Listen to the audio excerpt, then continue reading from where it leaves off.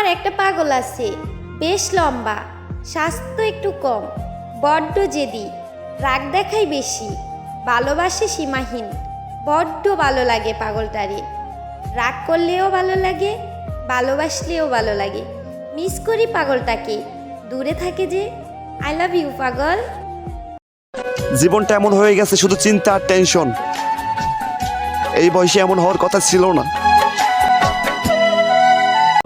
আমি আমার কষ্টের কথা কাউরিই বলি না, কারণ আমি জানি আমার কষ্ট আমার কাছেই পাহাড় সমান, অন্য কারোর কাছে কোনো মূল্য নেই। মানুষ শুনবে ঠিকই, শুনে মজা নিবে, আর সময় হলে খোঁচা মেরে কথা বলবে, কিন্তু কেউ কাঁধে হাত রেখে বলবে না এত চিন্তা করিস না, আমি আছি তোর পাশে।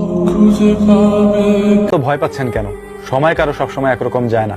পাখি যখন জীবিত থাকে তখন পিঁপড়াকে খেয়ে ফেলে, ওই পাখিটাই যখন মারা যায় তখন পিঁপড়া তাকে খেয়ে ফেলে। একটি গাছ হাজারো দেশলাইয়ের কাঠি তৈরি করতে পারে, কিন্তু একটি দেশলাইয়ের কাঠি হাজারো গাছ জ্বালিয়ে দিতে পারে।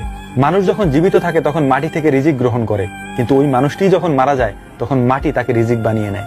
এজন্য হিংসা, বিদ্বেষ, অহংকার, অহমিকা, দাম্ভিকতা থেকে দূরে থাকুন। আল্লাহকে স্মরণ করুন, নিজেকে ছোট রাখুন।